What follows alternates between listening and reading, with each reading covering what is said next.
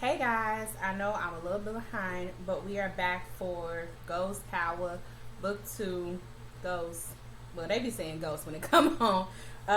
Season 1, Episode 4. What's it called? The Prince.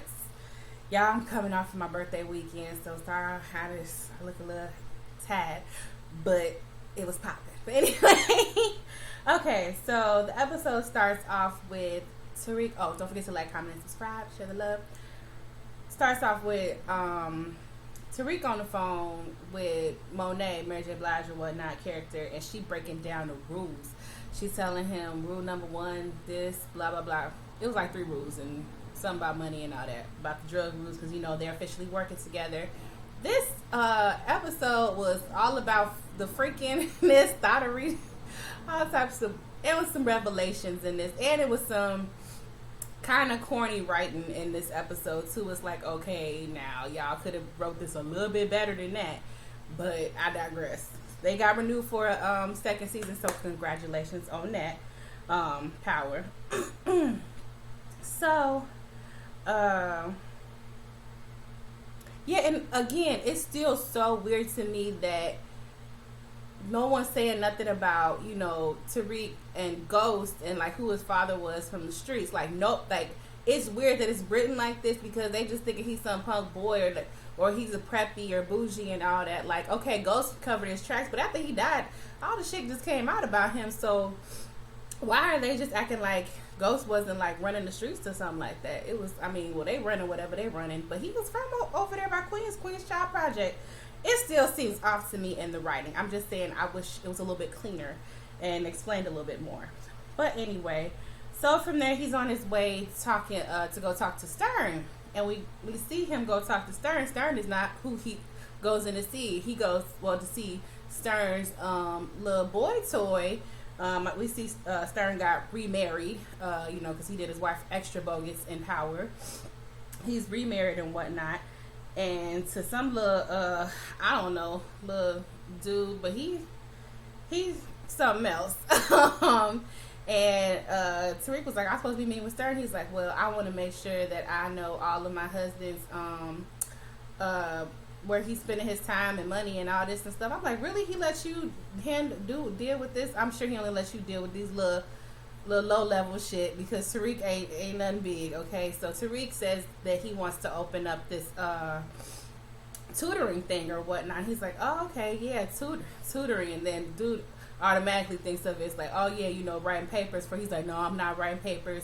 I'm actually gonna offer tutoring. He was like, yeah, right, and I'm really something. He's like, so you can tell homeboy, he know the game. He a little opportunist too, because he ain't would to be fucking no Stern if it wasn't for the money. That's definitely sugar daddy, all over it. So, because he a little young, little tart little thing. So from there, he was like, all right, we can do that, but you got to give me 15% at first. Tariq was like, nah, homie, or whatnot. 3, he was like, nah. And then they ended up agreeing on 5% at this point. And they just said, we not even going to tell Stern about this. And we just going to go about our business and we everything be in cash. I'm like, okay, Tariq, get your little business on. So from there, we see Tasha. Tasha is blowing up Tariq's phone. He like, mama, what? Damn. Because, Lorenzo threatened Tariq's life last episode at the end. And she was like, Tariq, you got to go get a gun. You got to go. He's like, mama, calm down. I got other problems right now. I ain't got time. You're going to try to go find no gun. Where I'm going to get a gun from anyway? Ghost gone. Tommy gone. Dre gone. Where am I supposed to get this gun? And then she told him to go, that she know about a whole bunch of little drop spots that Tommy and Ghost have all around the city. And the money probably gone, but he probably left a gun somewhere. So she, it's like, I'm gonna text you the information so you can go and find this gun. Go get you a gun. And he like, all right, mama, damn, whatever. So from there, we in canonical studies. We in class with Tariq. Tariq just be running around all these episodes, and it's been shit. Cause I'm like, he just be running around everywhere. He can't ever get nowhere on time, and he can't never get a moment to himself. But he be in too many damn things. You thought. It's worse than how Ghost was. But anyway, so this week in Canonical Studies, they are reading, was it The Prince, the name of the episode, Machiavelli and all that stuff. And the teacher or whatever, finally I know the names. What's her name? Jabari. And I don't know the white teacher name, but it's Jabari, the one professor, and I think Carrie is the black lady professor name. And they have announced that they are finally about to kick off that internship that Tariq desperately wants, because he wants to be able to go to DC and graduate early, and to get those credit hours so he can get the fuck up out of Stansfield or whatever school he goes to, and get that money and get all his inheritance from Ghost. So he is really, ears is open on that part. And they said they're accepting applications right now. Then Lauren goes up to his little class bay, goes up to the professor dude, Jabari, and was like, "Oh, professor, can we discuss and talk about what things that I could do to for my application?" I'm like, "Girl, what you talking about? What you could do? Like, all the students in that class want to get that same thing. So why you thinking you could do something extra that you can go talk to this grown man who apparently who does fuck his students?" And I thought she was on some other stuff at first, trying to throw that thing, and then it looked like he was all here for it too, talking about some, Lauren, of course you want to have dinner, off campus. She's like, "Yeah, I love that. You can come to my parents' house." I'm like, "Yes, girl. Don't let that grown man get all up in you and fuck your head up. You got places you want to go. Fuck him. He ain't nobody. Look at him. He's just working at a school and stuff. You do better."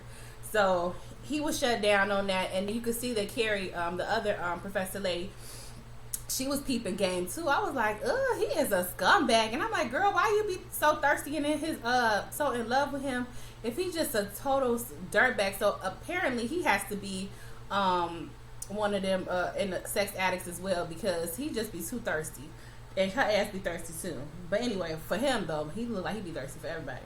So anyway, we see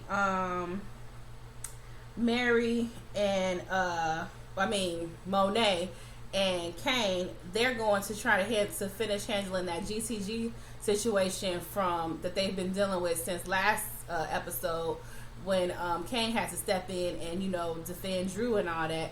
And this time she was like, "Y'all is fucking up. We gonna cut y'all product because y'all's up here cloud chasing and doing this, and y'all making us look bad, blah blah blah." And then the dude, he was sitting there with the tight face, like, And then, he didn't say nothing at first, but I'm like, he gonna call her a puta, a bitch, as she walked away. And I'm like, "Really, bruh? You a bitch ass nigga. You gonna call somebody a bitch, just go ahead and say it." And it's like, "What you say to me? Say it to my face." And then he's pausing at first. I'm like, "Oh, you don't be scared now. Just say it." And then he called her a puta again.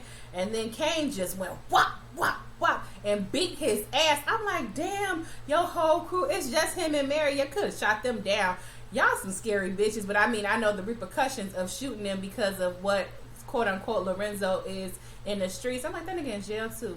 I mean, people is grimy these days. You can just get shot. Them motherfuckers' name ain't holding no merit sometimes in the streets now on some things. And especially since they was going at it or whatnot, they could have just shot them. Little niggas don't listen. So, but apparently they still was a little scared. So they just let Kane whoop his ass. And then, Mary just walked away and shit. She's like, "That's what you get." And they hope. So from there, we see Tariq and his little friend, his little rich friend that he went to choke with, the new little Tommy, his little sidekick. And we get to see their whole little operation as it unfolds. It's like a little montage of how they doing the course app or whatnot, their little tutoring thing. And each whatever you getting for tutoring, you want tutoring for math, that means weed. You want tutoring for economics, that means pills. And they just showing us the whole building, the whole infrastructure of it, and how he's got it set up. It's very smart. And it looked like it would actually work somewhere on somebody's campus. I didn't even know it'd be doing stuff like that on campuses. They probably do though. I ain't never seen none. But yeah, so everything's going smoothly as far as them getting the product, selling stuff, and the stuff is coming. And then they were like giving out little freebies to people who they think would potentially want some drugs. And hey, it's on and popping for them. So back to business as usual on the streets. Well, not on the streets, in the dorms. So from there, we see what? My bad, y'all. Oh, Tariq goes to pay Davis, and he's coming with the bricks because they just sold all that product, and he was kind of hesitant on giving Davis the money. He was like, "What am I paying you for?" And he was like, "What you mean?" He was like, "You sitting there having these little fake trials and stuff with my mama. I'm paying you to get her out of jail. What's up with your legal team or whatnot? I ain't got time and money to be wasting on no shit like that." And he was like, "Calm down. That was an experiment to show that your mother is not cannot be on that stand ever." He was like, "All right then, well, put me on the stand." And he was like, "Nah, well, we gonna," I don't know, he said they're gonna think about that, whatever, some shit. And then Paula is his little hostie. Finally, I know her name. She was like, and then Tariq leaves, and then she was like, "You see how's he coming up with all this money? He's sitting there and he's what she say? He's coming in with all this cash or whatnot, and where's he getting it from?" He was like, "Look, it ain't our business to ask questions. We all cash, ain't no paper trail. We getting our job done. That's all we here for, and that's it. That's all." And I mean, I don't know why she trying to be all high and mighty, because the way we got introduced to Davis, he was already grimy on some other bullshit. Represent some greasy ass looking dude. So why you so worried about Tariq, girl? Because he black? I don't know. Anyway, it jumps to Davis and Saxe. Now the whole episode, Davis and Saxe, Davis is trying to get Saxe taken off of this case.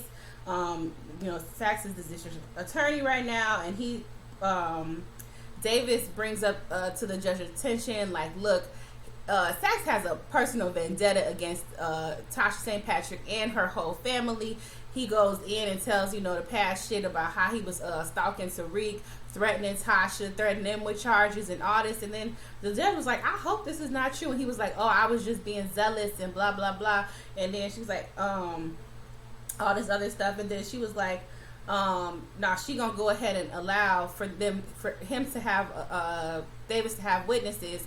And if she finds that there's some foul play, and when it comes to this trial, then she's gonna take Saxe off the case. And then so now he's gonna be Davis is gonna be granted to bring in Blanca and whoever else he want to bring in on this case. So from there, we see Monet and the kids, and they talk about how the GCGs is gone and what they gonna do now, because they used to move a lot of product for them. And then she goes in and fills them in, saying how Tariq is gonna be the new plug over at Stansfield and all that. And they like, "What, mama? You is and Kane is all like, "You didn't run that by me," and blah blah blah. And then she was like, "It's not your position to make decisions or whatnot. Everybody play their role." She always constantly talking about how each of them play their role, and how she wants Drew or whatnot to go check up on Tariq and whatnot and see how, because she asked Drew his thoughts on joining with Tariq, and he was like, "Well, you should see how he's making the money or whatnot." She was like, "Right, so you go up to the school and you figure it out or whatnot." And he didn't want to go. Diana, little thirsty body ass, wanted to go, but she was like, "No, Drew, you go." And then so he was like, "All right, fine." So from there, we see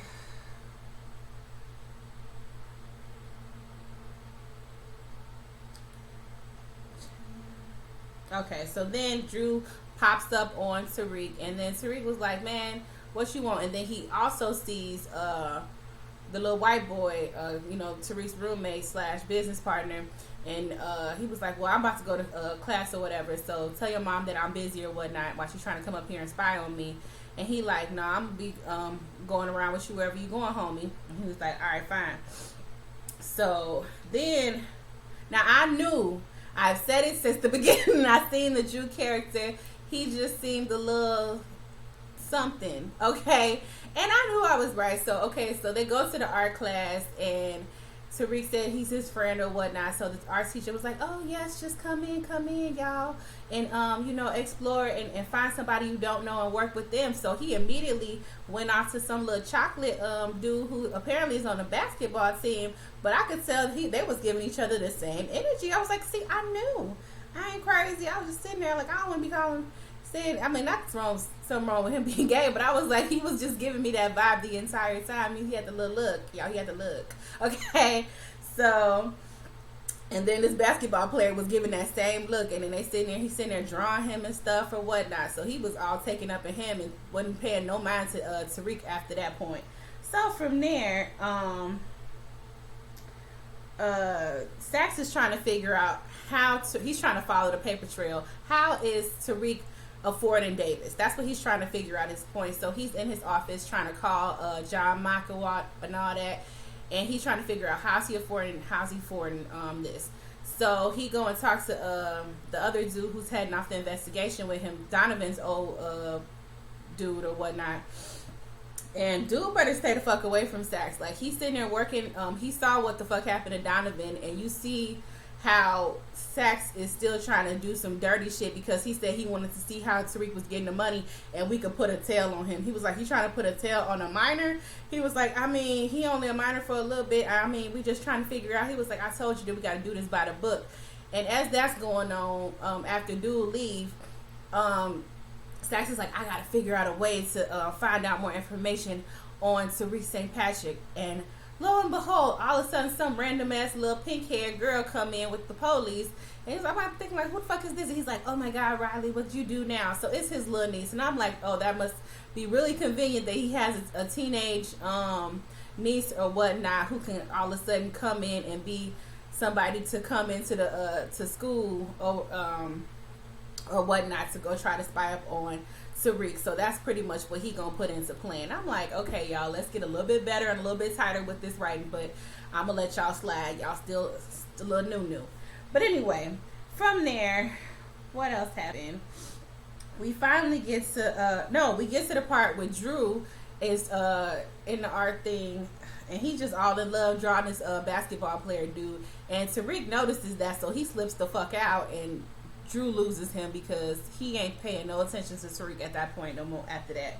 So then we see Saxe and Davis in the judge's quarters again, and now Detective Blanca or Sergeant Blanca can finally give her testimony, and the judge is like, okay, Blanca, you seem like you had so much more that you wanted to say last time. Go ahead and get it out, girl. Now she still went and started telling everything she could tell on Saxe, but I'm like, Blanca, you better tread the fuck lightly, because as soon as he was saying all these things, first of all, she was talking about how he took Terry Silver's cell phone and then planted it in James's hotel room and all that stuff. But the judge was like, did you actually see him do those things? She was like, no. And she's like, well, stick to the shit that you saw. She's like, well, I saw him coerce Councilman Tate lie after lie, and I saw his story change before my eyes. I'm like, but then Saxe even got it right with her, like, oh, but did you do something to stop me when you saw this was happening? And didn't you do the same thing with Andre Coleman when he was saying that he saw Terry Silver, but I got pings from his phone that shows that Andre Coleman was halfway across town? And I'm like, see, Blanca, you got dirty with his ass. You laid down with his old funky ass, and now your word is nothing. So her testimony was pretty much dismissed. And then the judge was like, I do want to hear from Councilman Tate. I was like, oh, we're going to see Tate this episode. Hey, Lorenz. And she said she wants to see him and ask him about his testimony or what he has to say as far as the conversation with Saxe. So they go ahead and pull Tate in. But then it jumps to John Mock, the DNC dude, and we see Tate. And Tate was like, oh, you ain't got to worry about it. I don't want to testify or say nothing to the judge. I don't want to do it at all. Y'all handle that. Handle my lightweight. And the DNC dude was like, nah, you going to do whatever. He was like, you know it as well as I. He's like, I know y'all don't want to hear, but James was a drug dealing, wheeling and dealing, doing this all over town, and he beat his wife. I'm like, calm the fuck down, okay? He was a murdering drug dealer, but he didn't beat on Tasha like that except for that one time. Okay, I know one time is too much, but still, don't be trying to play like he was just whooping Tasha ass around town and stuff. And then they were like, well, we don't give a fuck what you want to do. You gonna testify, and we gonna tell you what you about to say. And that's how that went down. So from there, the little white boy called Tariq and tell Tariq, like, look, man, we already out of product. And he like, damn, already? He was like, yeah, this shit, these kids got the money. They trying to turn the fuck up, so we need to come with more product right now. So we see, and then Tariq's phone is blowing up on all different corners. Paula, Davis's associate, is trying to get a hold of him, and who else? And he's trying to get a hold of Drew ass, and he not getting a phone call. So it's just, he just all over the place. And Paula sneaks up on him while he, I guess, on campus, and he's like, "What are you doing here?" And then she was like, "I've been trying to call you. You ain't answer the phone." He was like, she was like, "Look." She hands him the money back, like, "From now on, you got to give us wire transfer or something. It can't be straight cash no more." And then he was like, "All right, what?" He's like, "I thought y'all preferred money." She was like, "No. Where are you getting this money from?" So she interrogating him. She's like, "Look, you better tell me where you getting this money from, or I'm gonna tell Davis and he's gonna drop the case." I'm like, "Bitch, no the fuck he ain't, because you've been telling him to drop the case from day one and he ain't listened to your ass yet." So she was just really bluffing and lying. And then Tariq went ahead and told her that he got the money from his big mama or whatnot, because she the only one that's still getting money, you know, take care of him, her and Yas. And then she looked, and then he was like, well, he takes the money from her, he puts in his backpack, and she can clearly see that he because he had picked up that one gun from one of the laundry mats, washing mats, and he got the gun all in his bag, just where people could see. Like, why would you do that in front of her? It just seems so stupid and just dumb. Anyway, for as smart as they try to write Tariq is, he just be doing a lot of dumb shit still. So Tariq has to go ahead and call Stern's little husband and be like, "Look, now I need my money ahead of time, and I need it part cash and part wire." He was like, "Well, I'm gonna need that 15% then, homie." He was like, "Come on, we agreed on 5." He was like, "Yeah, but now it sounds like you really need me, so run me my 15%. And he was like, "All right, bet, whatever." So little dude shiced him out a little bit more money. So from there, Tariq is still we see where the fuck Drew is at. He with the little basketball player dude. They didn't reconvened at homeboy's dorm room, and then all of a sudden dude take his shirt off and talking about some, "You can design my next tattoos" and all that. And they start feeling and touching and about to be doing it. Look like dude about to suck his dick and shit. And then Drew finally answers his phone, and it's Tariq calling him, trying to tell him that he need more product. And Drew goes ahead and calls Diana and says to Diana, can she, his sister, can she come up there with some product because he busy or some shit. I'm like, nigga, really? Dick means that much to you? I don't know when the last time you done got some, boy, but you need to take care of business, okay? That is very unprofessional. But Mary sees that he was calling her, because she was like, "Why is Drew calling you and not me?" Answer the phone on speakerphone, because she's still mad at Diana for having that burner and shit from the daddy and all that, and trying to go to school and whatnot. So she sent Diana up there with the rest of some more products for Tariq. So from there, I'm like, all these little black kids on this campus, y'all ain't gonna tell me that ain't nobody stopping them and all this stuff. Not to say that, but if they know how many kids and who should be on that campus, especially if it's like the Ivy League or all that, I feel like they would have way more like closed off security as far as people coming on. I know that Zeke's cousins and shit, but I still feel like, I don't know. But anyway, from there, Diana shows up with the product or whatnot, and then he was like, "What you doing here?" She's like, "I'm looking." She's like, "I'm not leaving without my brother or whatnot." He was like, "Well, thanks for looking out and coming with the product or whatnot." And then she go and start trying to kiss him and stuff. I forgot how to initiate it, but he was like, "Yeah."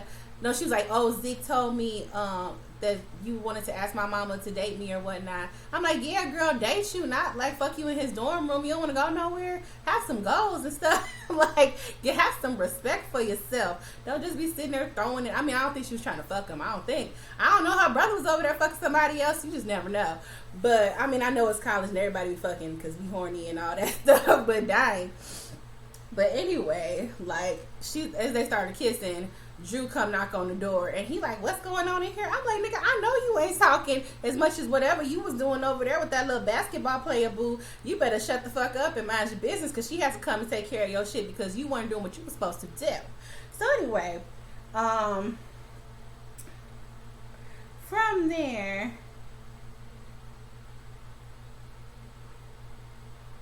we see Councilman Tate and Davis and Sachs. And Councilman Tate, he goes and he says that this is what the story that he tells after Davis asked him, did Sachs coerce him to lie? He was like, "Oh no, he didn't coerce me to lie, but I did lie. He goes on to further say that earlier that day when Sachs and Detective or Sergeant Blanca came to see him, Tasha came and strong-armed him and told him about the stuff that was going on with James St. Patrick. And he also even said about the stuff of how she forced him to get her permits for her daycare and all that. And a little bit shortly after that, there was a trial on his life, and his brother saved him. It was just laid on thick. And then she was like, from as far as I know, James St. Patrick was a businessman, an upstanding gentleman, and for the people and all this, just like myself, and this. I'm like, Councilman Tate, boy, you really know how to pull it, because you ain't shit.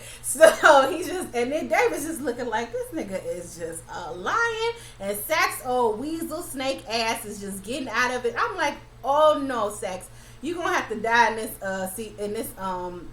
this seasons or something, because this is just not right how your snake ass is still standing and everybody else done died or gone. Okay, no, because Tommy should have let Tommy kill your ass that one time when he came to his house and shit.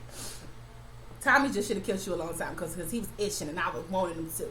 So even and then after he was done with his testimony, Davis grabbed his ass and he look how little Tate looking at some Method Man. He was like, "Oh, you a lying ass nigga," and he was like, "Oh, I appreciate it. I hope I got your vote and so and all this other stuff," because he's still running. He about to be Governor Tate. Because DNC backing him now because Ghost gone. So from there, we see Monet and Drew. And Monet was talking to Drew, and Drew in the shower one night. And he was like, where's our cut of the money or whatnot? And as she goes in to get the cut of the money from his book bag, she sees the drawing of, it looked like a whole other drawing because he drew the dude face in class. Then all of a sudden he got a drawing of his body. I'm like, dang, how much time, Picasso? You had time to sketch this nigga and fuck him, sketch him twice and fuck him? Like, he was doing a lot. Like, he was thirsty. So, and then I knew Mary had to have known her son was gay. That's why she tried to say that Drew ain't made for a lot of things, but that is not necessarily true. Just don't be pulling no Jussie Smollett up in this bitch. But because he was doing real good when he was coming in for Lucius and them on Empire now. But just don't do no off the board stuff in real life, or just for no reason. It's crazy. But yeah, so she gave him a little talk like, just make sure you always come home to family, because not everybody's gonna understand us and blah blah blah blah. Just remember your family, you strong, and I pick you for certain things because this and blah blah blah. But they have an unspoken thing that he gay and stuff, and they probably just don't directly talk about it. And I'm pretty sure the father does not know it, or he probably do know and don't want to really. You know how that mindset can be, which is crazy for this day and age, or any day and age, but anyway, so that was that when it came to them. So we are finally at Lauren's house for dinner. We see Lauren's parents and whatnot. It looks like we can tell that Lauren comes up under some very prestigious black parents who are very well learned, has art and all this nice stuff around the house. And then we see a picture off to the side, which is, because Lauren mentioned she had a brother, but he was in rehab and shit because it's a lot of pressure and shit from parents and all that. And you drive kids crazy when you're trying to push them to be somebody that they may or may not want to be. So from there, we're seeing, what's the name? Jabari and Carrie, the two professors, they're talking at, dinner and whatnot, and Tariq finally gets there, and he late, they already ate and shit, and it was like, the mama make a joke talking about, oh, we used to call that CP people time. I'm like, girl, shut the fuck up, you still a nigga, right? Just because you got some coins, don't be acting like you don't know where you came from. I don't know if she come from a long lineage of, up to the black folks, but she didn't have to be acting like, oh, I know a little something. And then Jabari started trying to go hard and overly explain CP people time and the difference in language as far as what's going on now, and then Carrie just jumped in like anyway. So they was both just catty going back and forth at it, and then they were asking him because he is a writer, and they were like, oh, Jabari, we are such a fan of your work. When are you going to come out with your second novel? Carrie's like, you mean his third one? Because he didn't already came out with his second. It came and it went. And I was like, dang, you have to do that man like that. She was like, yeah, publishing can be a bitch or some shit. She didn't say a bitch because they weren't going to be cussing because they was being respectable. Oh, excuse me, I'm going to choke. So from there, Lauren was like, Tariq, let's just go. Oh, y'all. Whew, my bad. So she was like, let's go find Professor Jabari or whatever's book so we can I don't know, maybe she wanted him to sign it, but she just really wanted to get Tariq away from them and away from the older black folks. And then while she talking to Tariq over in another room or whatnot, they start talking about her brother again and again. She goes and says how her brother was always trying to be on top and how he really was started taking psycho something drugs, and then it went to worse drugs, and that's why he's in a facility now, and she don't want to end up like him and end up like that. And then Tariq assures her like, girl, they ain't gonna have any. I was like, how you know? You don't know her? But she just says that her getting that internship to DC will allow her get her some freedom or whatnot. So she just really just trying to get the fuck away from her parents, and that's just real sad of her little story and whatnot. What was me, girl? And then she was like, I know that you came here only to try to scope out the competition. He was like, well, yeah, to Tariq, she says this. He was like, that's one of the reasons, and the other reason's a secret. And then she's like, oh, well, okay. And then he's talking about, so, well, you tell me a secret and I tell you a secret. I was like, if y'all don't get y'all lollipop kid asses out of here, if y'all want to kiss, just go ahead and do that. And then she kissed him too. I was like, dang, Tariq, you kissing two different girls in 2 different days? Okay, pimpin'. I still don't like Tariq. Fuck him, because he trifling. He shot his daddy, and his daddy didn't do nothing to him like that.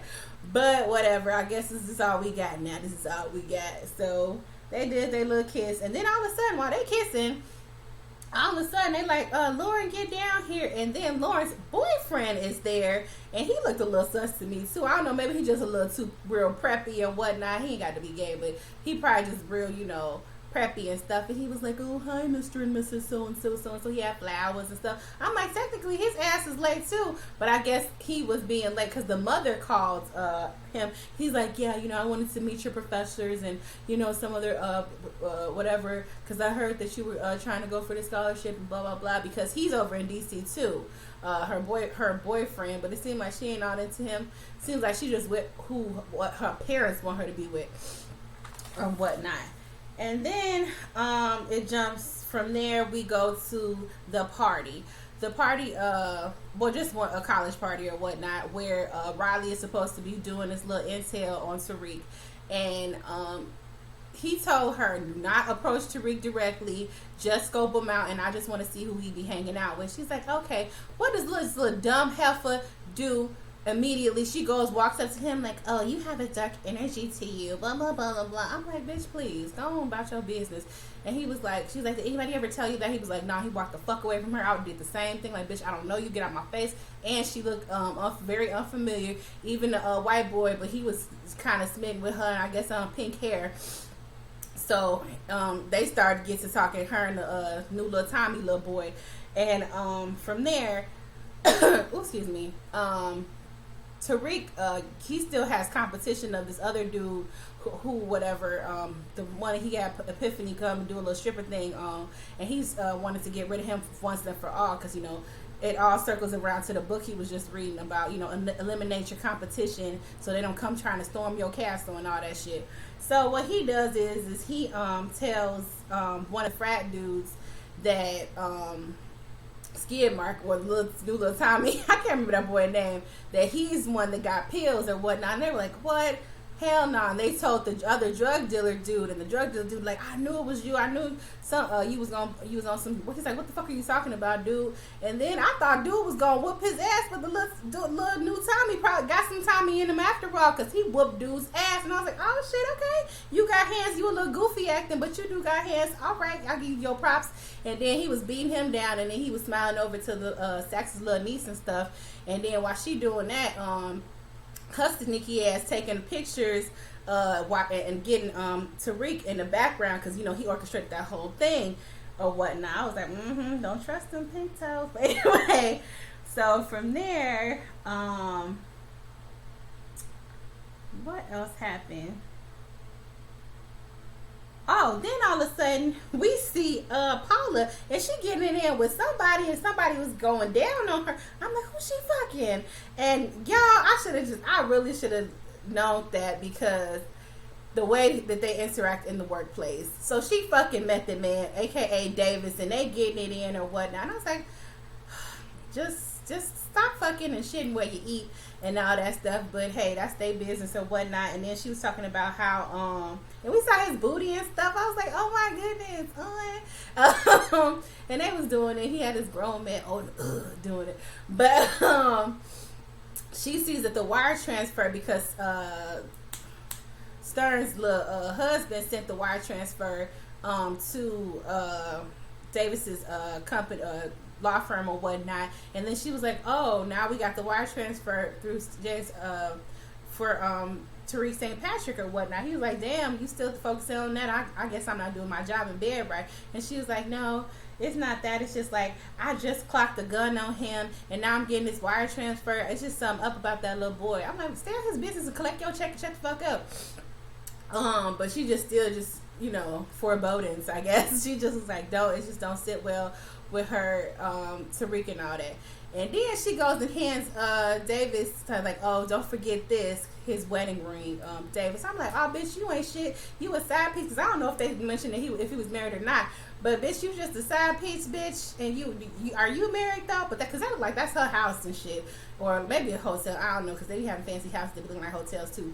And I'm like, girl, you ain't shit. You ain't sitting there trying to talk about how somebody's shady. You've been working with Davis this whole time. You know that nigga ain't shit. And you fucking him and he married. And he was like, "Girl, don't be like that. You know, I would want to be." She's like, "Oh, just don't. So, he probably giving her that little spiel like, "Baby, I want to be with you, but it's just, I got to stay for the kids. I got to stay for this. And it's cheaper to keep her. So I can't do that, girl." And she's like, "It's whatever." I'm like, "Girl, you do care. You know you care." So leave that boy, my husband alone. But anyway, so I had lost all respect for her right then and there. I'm like, girl, bye. So from there, we back in canonical studies. Oh, no, before that, they like, we have to get somebody who can really drill into sax, but they don't have nothing bad on them, so, or whatnot. And like, who can we get? Then all of a sudden, it jumps to somebody getting some flowers, Tamika, and they call her. He's like, "Tamika, these are from Davis or whatever. You've been served." So they're gonna pull Tamika ass in there, and she gonna have to say what the fuck happened. And remember, Sax was saying a whole bunch of shit to her, and she was like, "Sax, if you, if I don't represent you no more, anything that we're saying right now, I'm gonna have to testify to if I ever get caught up on it." So Tamika probably gonna be just letting it all out on the next one. So I am excited to see how she going on about that, because she got to do her and everything. So Tamika been doing her thing this time around. So anyway, we back at canonical studies, and no, you know what? That night before, still go back to the night before, the little teacher drama. They get back from the canonical studies professors. They get back from dinner, and they over in Jabari's office and shit, and they getting into it and still barking at each other. I'm like, why don't y'all just go ahead and fuck already?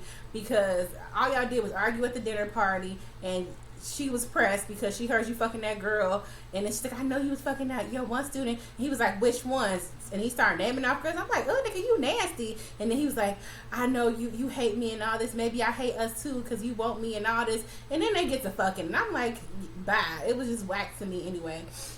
So that's why I almost grazed over it. But anyway, back in canonical studies, Tariq was talking to Lauren or whatnot. He was like, because she's trying to get a hold of him because he kind of brushed her off because her boyfriend came around, and he was like, "It's cool, you gotta play the game. We kids, we 18. She's like, "Well, you not 18 yet." So I'm like, "Yeah, Tariq, you've been playing that minor shit for a long time." He said he about to be 18 in a couple weeks. I'm like, "Yeah, you better be the fuck careful, because they're gonna try your ass like a fucking adult, and you're gonna be jacked up." And then he was like, "We gotta play the game. We teenagers. It is what it is. You keep your options, I keep my options." And at that same time, little Diana was blowing up his phone. I'm like, "Girl, don't be seeming so thirsty, dang."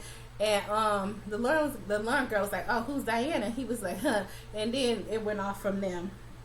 Then from there, the last little scenes, we see Tasha gets a picture from the little picture that Drew took of Tariq at art class or whatever, because I guess they trying to scare her, like, "Oh, we got eyes on your son at all times." And she sent that picture of him. I'm like, it was just Drew that took that picture. Tasha, you should not be that afraid. He is okay. Oh, and then another point in the episode earlier, she went to that one girl she got the birth control pill for.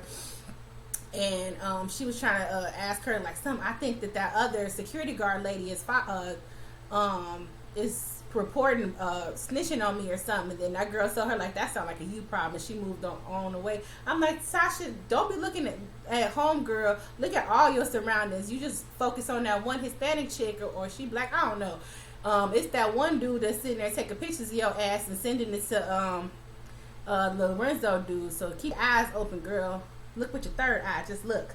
But anyway, from there, after Tasha gets that picture, and then it jumps to Riley sends Sax that picture of Tariq and whatnot, and it said it's how you get I know they did it like this on purpose. How Ghost used to always be at the top of the club and shit, staring down and looking and having all his shit going and playing out. That's pretty much the same type of scene that they set up for Tariq when he was at that party, all up in the background looking as he just set some shit off or whatnot. She sent them the picture like that.